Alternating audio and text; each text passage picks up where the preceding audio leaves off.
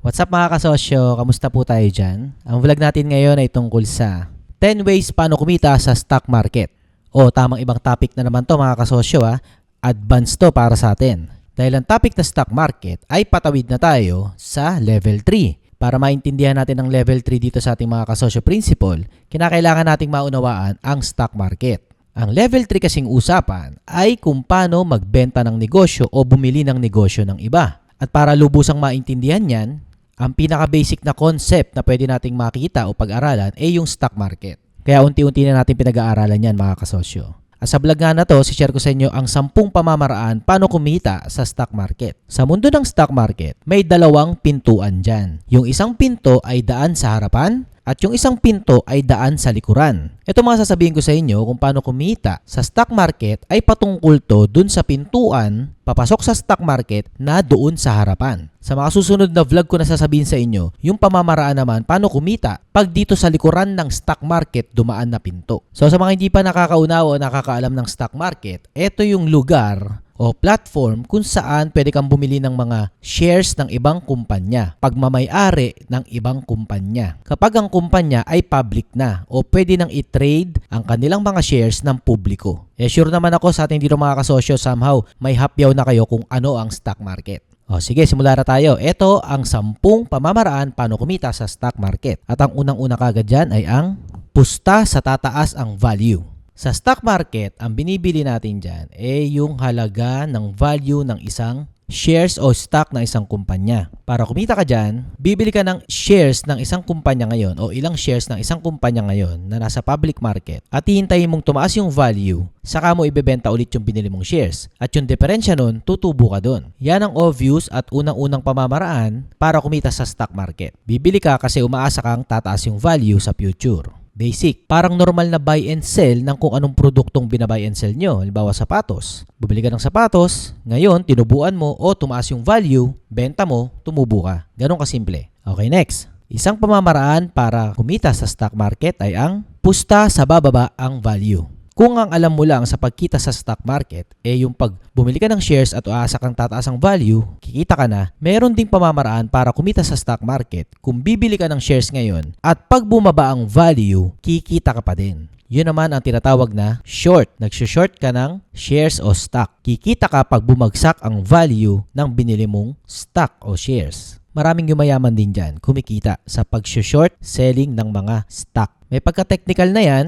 pero kayang-kaya pa rin yan intindihin. At isa alam mo lang ngayon na hindi lang sa pagtaas ng value ang kitaan sa stock market. Pwede ka rin kumita kahit bumagsak yung value ng binili mong shares kung i-short mo. Okay, next. Isang pamamaraan para kumita sa stock market ay ang earn sa profit sharing o pagkita sa dividendo. Kung bibili ka ng shares na isang kumpanya at hindi mo ito gusto ibenta, pwede ka pa rin kumita tuwing mamimigay ng dividendo ang kumpanyang yon with respect sa shares na binili mo tuwing end of year o kung kailan sila mamimigay ng profit dividend. So pag bumili ka ng shares sa isang kumpanya, kahit hindi mo yan ibenta, kikita ka pa rin basta maghintay ka lang kung maire-release silang profit. Pero hindi yun sigurado. Dahil pag nag-expand yung kumpanyang binilan mo ng shares, wala laging profit yun. Walang paghahati-hatian. Pero may mga kumpanya na steadying naglalabas ng dividendo. So kung bili ka lang ng bili ng shares nila, hintay-hintay ka lang tuwing kailan sila magre-release ng profit sharing o mapadalang ka ng dividendo, may pera ka na. Okay, next. Isang pamamaraan sa pagkita sa stock market ay ang buy and sell fast. Ito naman yung mga trader. Diyan naman kumikita yung mga day trader. Yung bumibili sila ng shares ng kumpanya ngayon, mamaya lang din ibebenta na nila o kaya bukas bebenta na kagad nila. Masyado sila nakatutok sa galaw ng ekonomiya, sa mga news at sa mga technical analysis nila. Mga charts, yan yung mga yon. Yan yung mga nag-i-invest sa stock market at ginagamit nila yung volatility nito, yung pagtaas-baba ng presyo ng isang shares para kumita sila. Bibili sila ng mababang presyo ngayon, mamaya pag tumaas ng konti, benta kagad sila. O kaya, i-short nila yung isang stock, bili sila ngayon, umaasa silang bababa yung presyo, benta agad sila at bibilin ulit nila yon. Basta, pag day trader ka, you buy and sell stock ng mabilisan. Hindi ka naghihintay ng matagal dyan, hindi taon, hindi dekada. As in ngayon na agad, mabilisan nga lang. Active trader sila. Okay, next. Isang pamamaraan sa pagkita sa stock market ay ang just save there. Kung ang karamihan ay nag-iipon sa paglagay ng pera sa mga bangko, Ang iba'y ginagawang ipunan ng pera ang stock market. Basta bumibili sila ng mga shares na pinaniniwalaan nilang kumpanyang tatagal sa merkado o sa industriya at basta bili lang sila ng bili para lang sila nag-iipon. Hinahayaan lang nila yung pera nila doon at pagdating ng panahon, 10, 20, 30, 40 years, ay kubra lang sila ng kubra sa dividendo o pagdating nga ng retirement nila, doon nila ibebenta yung shares nila. So maasa sila na may milyones na sila noon after nilang bumili ng shares ng isang kumpanya. Para bang kung bumili ka ng bumili ng shares ng Apple Computers dati, pues ngayon milyonaryo ka na. Kasi dati ang mura pa ng shares ng Apple Computers at kung consistently ka bumibili ng shares ng Apple Computers, magko-compound interest yon at ang laki na nung pera mo ngayon. Depende naman sa laki o dami ng binili mong shares at sa value ng tinaas ng kumpanyang binibilan mo lagi. Pwede ka rin mag-ipon sa stock market sa pamamagitan ng mutual funds or ng mga index fund. Yan yung hindi ka naman talaga bumibili ng shares ng mga kumpanya direkta, pero nag-i-invest ka o nag-iipon ka dun sa mga funds sa kung tawagin ay mutual funds, kung saan yung bulto ng mga perang pinapasok ng mga ibang tao, ay yung mga investment manager ang bumibili ng stock para sa mga nagpapasok ng perang ibang tao. Mutual funds yun. At kung sa mga index fund naman kayo magpapasok ng pera, ito yung true time, laging pataas ang value nung fund na yun. Dahil average siya na presyo nung ilang kumpanyang mga pinili nila o yung mga top na kumpanyang mga pinipili nila lagi. So sa kabuuan, laging consistent na pataas yung presyo pero hindi ganong kalaki. Pero consistent. So kung gusto mo yung ganong klaseng kitaan o tubo sa pera mo, bagay ka sa index fund. At para makabili ka ng mga stock ng mga kumpanya tulad ng Apple Computers sa Amerika, pwede tayong gumamit ng isang platform tulad ng MyTrade kung saan doon tayo pwedeng bumili ng mga shares na wala dito sa Pilipinas. Ano ba ang MyTrade? Ang app na to mga kasosyo ay MyTrade. Pwede nyo po itong download sa Google Play Store or sa Apple App Store. Search nyo lang po MyTrade. Sa MyTrade, pwede tayo mag-trade ng Forex, US shares, gold, at zero commission sila at low spread. May flexible leverage din silang feature. May demo account. Mamaya explain ko sa inyo yan mga kasosyo. So para mas maintindihan natin mga kasosyo, ano ba yung mga tinitrade ng mga investor na trader at kung ano ba yung mga asset na sinasabi ko, silipin natin itong tunay na trading platform na MyTrade. Ma-access nyo to, click nyo lang po yung description sa baba at mag-sign up. Pero bago ko makalimutan, ang isang unique dito sa MyTrade app ay they offer flexible leverage. Kung saan, kung makapag-trade ka ng malitang kapital, magbibigay ito sa iyo ng multiple returns or greater returns. More on advanced trading strategy po yan mga kasosyo, yung leverage. Basta meron yan sa MyTrade. Ang halimbawa ng mga tinitrade na mga asset ng mga trader o ng mga investor ay itong mga to, itong mga nasa ibabaw. Halimbawa, itong forex market na to, itong commodities na market na to, itong shares na market na yan, at itong crypto na market na to. At iba pa. Ngayon, may tinatawag na market sa mundo ng investing. Halimbawa na lang yung stock market. Yung stock market, sa Tagalog yan, palengke ng mga stock. Di ba? May wet and dry market tayo. Yan, alam natin yan. Palengke yan. Sa wet and dry market, dyan binibili, dyan tinitinda at binibili yung mga wet and dry na produkto. Mga karne, gulay, at kung ano-ano pa. Alam nyo naman kung ano yung mga tinda sa palengke. Sa wet and dry na market. Ngayon, may tinatawag na stock market. Sa stock market naman, buy and sell din dyan. Dyan may nagbebenta, dyan din may bumibili. Hindi nga lang ng mga manok o ng mga gulay. Ang binibili naman sa stock market ay mga shares. Tulad ng asset na to dito sa MyTrade na shares. Dito sa MyTrade na stock market, shares at stock, ginagamit yung salita na yan na pwedeng pagpalit-palitin. Tung shares market or stock market, dito tayo pwedeng mag-buy and sell ng mga ownership o shares ng mga kumpanya. May halaga ang mga shares ng mga kumpanya na yan kasi valuable sila. May value yung mga ownership na yan, yung mga stocks na yan. Kaya makikita nyo ang mga charts na to, presyo yan ng asset na yon. Nagtataas baba. Nangyayari ang paggalaw ng presyo ng asset na yan sa mabilis na panahon lang. Minsan kada araw nagbabago kagad ang presyong yan. Kaya kung halimbawa bumili ka ng shares ng isang kumpanya sa halagang 10,000 pesos, halimbawa isang shares, kasi yun yung halaga ng araw na yun. Tapos bukas na naging halaga ng shares ay 11,000 per share. Pues kumita ka ng 1,000 sa loob lang ng isang araw. Pero kabaliktaran nun, may chance rin na binili mo yung shares ng 10,000,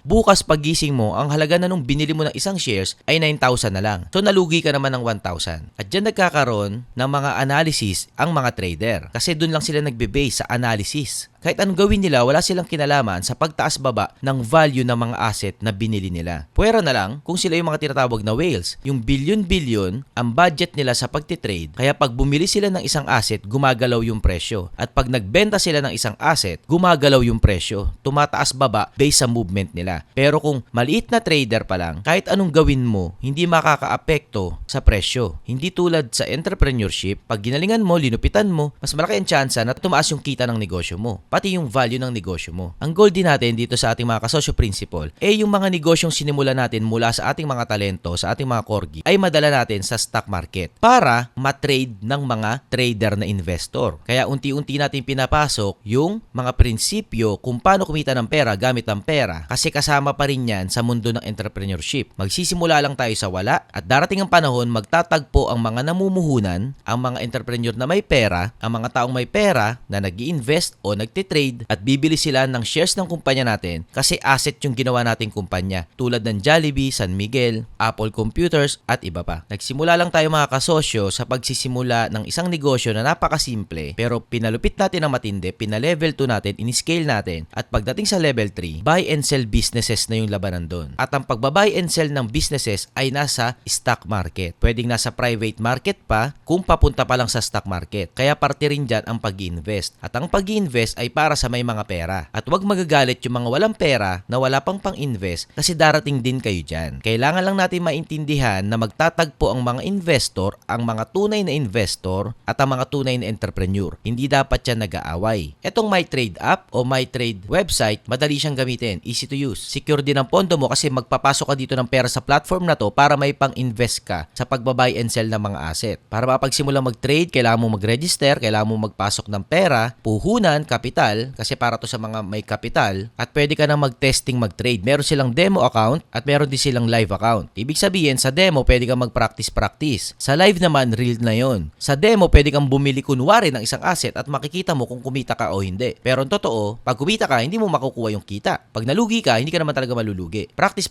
lang yon. Kaya may demo account, kaya maganda yung platform na MyTrade. Pag handa ka na, o medyo mas confident ka na, tumataas yung value ng mga binibili mo, pwede ka na mag-live account. Sa live, real na yon. Pag nalugi ka, bumaba ang value ng binili mong asset at di ka na makapaghintay, binenta mo, lost ka. May pang-practice na mode. Dito sa MyTrade, meron din silang mga news. Etong mga news kasi nakakaapekto sa pagtaas-baba ng presyo ng mga asset. Gaya na sinabi ko, kahit magtai ka ng dugo, wala sa mga kamay mo ang pagtaas ng mga asset na binili mo. Ang mga makakaapekto dyan sa pagtaas-baba ng presyo ng mga asset ay yung mga monetary policy, economic changes, geopolitical stability ng mga bansa, interest rate at kung ano-ano pa na patungkol sa economics.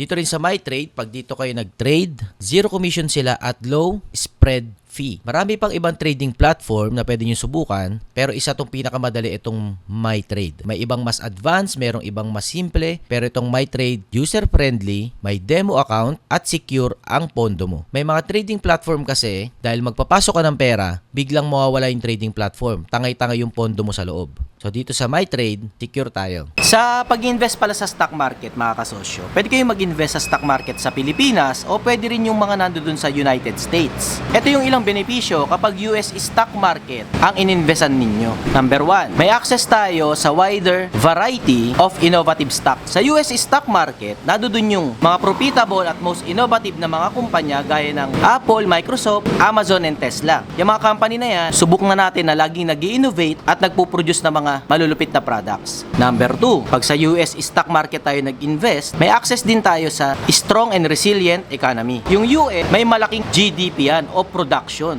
na equal sa quarter ng kabuuan ng production ng mundo. Ibig sabihin, malupit ang productivity nila. So yung size pa lang ng productivity ng US, malaki na yung impact sa world economy. Kung anong nangyayari sa US stock market, naapektuhan din yung Philippines stock market at ang mga ibang parte ng mundo. Kaya mas magbebenepisyo tayo pag nag-invest din tayo sa US stock market dahil strong nga yung economy nila with respect sa ibang bansa. Isang benepisyo rin sa pag-invest sa US stock market ay potential for higher return. Yung mga stocks sa US ay may history na nagbibigay ng malaking gains. Pero kahit na yung mga past performance ay hindi nag-indicate ng same na results sa future, investing sa US stock market ay may potential pa rin na magbigay ng higher return compared sa ibang market. Sumunod na benepisyo sa pag-invest sa US stock market ay higher trader volumes. Mas marami nag-i-invest o nagbabuy and sell ng mga stock sa US stock market. Kaya ibig sabihin nun, nag-offer yan ng more liquidity. Ibig sabihin, kung gusto mong bumili o magbenta ng stocks mo, mas madali. Kasi ang stock market na konti lang ang nagbabuy and sell, mahirap ma-liquidate yung stocks mo. Kaya lamang yan sa US stock market pag dyan tayo nag-invest. So, paano kayo makakapag-invest sa US stock market, mga kasosyo? Kung gusto nyo subukan.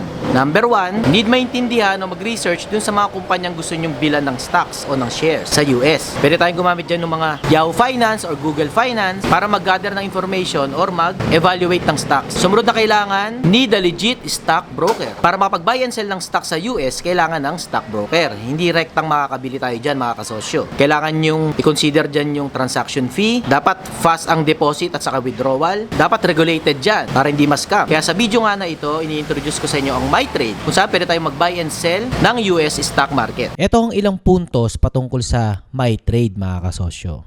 Ang MyTrade ay isang multi-asset CFD broker na nag-o-offer ng stock, forex, commodities, indices, indexes, and cryptocurrency. Yan ang pwede nyo mga i-buy and sell sa MyTrade. Sumunod na puntos patungkol sa MyTrade ay nire-recommenda ko ang MyTrade doon sa previous video ko na dalawa na yon, nakadalawang video na ako patungkol sa MyTrade. At ang gusto ko sa kanila ay yung kanilang user interface. Napakadaling gamitin, simpleng-simple, bagay na bagay kung nagsisimula pa lang tayo, i-explore ang pag-i-invest sa mga ganitong klaseng asset. Tulad ng pag-buy and sell natin ng stocks, forex, commodities, cryptocurrencies, at indexes. Meron silang both na mobile version at web version. Sa web version, integrated ito with TradingView interface. Sumunod na puntos patungkol sa MyTrade ay ang zero commission sila kapag nag-trade ka sa MyTrade at low spread cost din, fast deposit at withdrawals. Sumunod din na puntos patungkol sa MyTrade ay ang meron silang flexible leverage settings. Unlike sa MT4/MT5 kung saan ang leverage setting ay nakatay sa account, sa MyTrade, kaya nating i-adjust yung leverage setting sa kada trade na gagawin nyo, mga kasosyo. Which is maganda para ma-utilize nyo ang inyong kapital. Isa pang punto sa MyTrade ay napakaraming resources na pinoprovide nila para matuto tayo sa pagtitrade. Yung kanilang mobile version ay meron itong MyTrade GPT function, kung saan mako-condense natin yung recent na 24 to 36 hours into a short summarized news para makatipid sa oras ng mga user sa pagre-research at pagme-make ng decision. At huling puntos ko para sa MyTrade ay, pag nag-sign up kayo sa MyTrade, may enjoy nyo ang 100 USD as rewards pag na-complete nyo ang certain lots on Forex products. O yan ang mga puntos natin sa MyTrade. Also mga kasosyo, pag bumibili tayo ng US stock market, may mga taxes and fees yan na dapat aware tayo. Kung hindi tayo US citizen at bumibili at nagsesell tayo ng mga shares sa US stock market, i-consider tayo non-resident alien. But, subject pa rin tayo sa US Internal Revenue Service or IRS. Kung meron tayong US stock broker account, then ito yung mga marireceive nating following income. At ito yung mga bubuwisan. Number 1, capital gains. Pag nagbenta tayo ng shares natin. Dividend income. Pag nag-distribute ng profit yung mga company na ininvesta natin. At income sa interest. Pag capital gains ang dineklaran yung income sa US, capital gains ay hindi tinataksan kung nakatira tayo sa US ng 183 days during nung tax year na yon.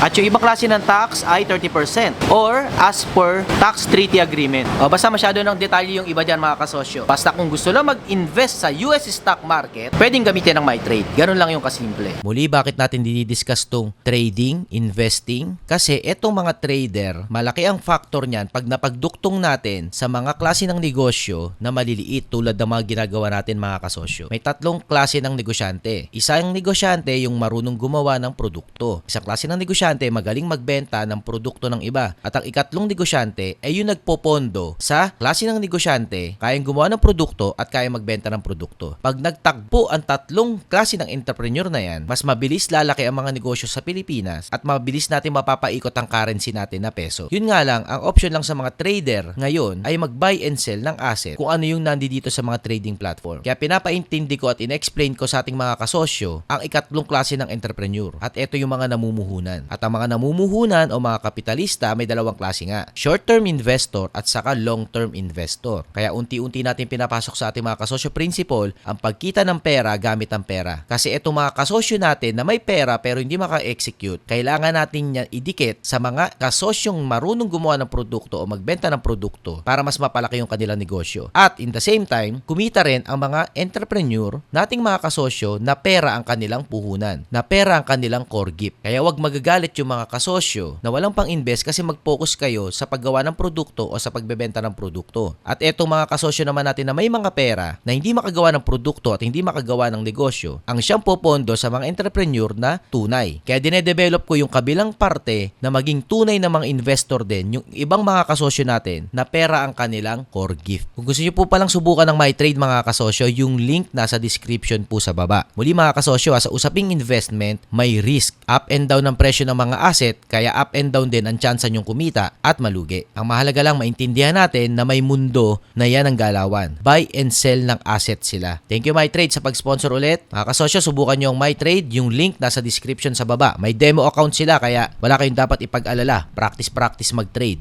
At okay, next. Isang pamamaraan para kumita pa sa stock market ay ang teach. Para kumita sa stock market, hindi naman kailangan lagi kang mag-invest. Kung maging eksperto ka sa pag-invest sa stock market, pwede kang magturo at ang laki ng mga binabayad ng ibang tao kung marunong ka o establish kang expert sa stock market. O magturo ka lang ng basic, ang laki ng binabayad dyan ng iba. So kung maalam ka sa stock market, magturo ka. Kikita ka sa stock market pero hindi ka naman talaga nag-i-invest na. Nagtuturo ka. Tulad nung ibang mga financial guru kuno sa internet, sa abroad o dito sa Pilipinas, hindi naman talaga sila yumayaman sa stock market. Yumayaman sila sa pagtuturo patungkol sa stock market. So yun ang pinagkakitaan nila. Okay, next. Isang pamamaraan para kumita sa stock market ay ang investing others people's money. Dito sa pamamaraan na to, dito kumita ng malaki at naging bilyonaryo si Warren Buffett. Ini-invest niya yung pera ng ibang tao. Dahil mahusay siya sa pag-invest sa stock market, sa pag-a-analyze ng mga kumpanyang dapat bilhin, yung mga tao, binibigyan nila yung pera nila kay Warren Buffett. At hinahayaan nila si Warren Buffett na mag-invest para sa kanila. At in return, tumutubo yung pera nila at may profit din si Warren Buffett. At the same time,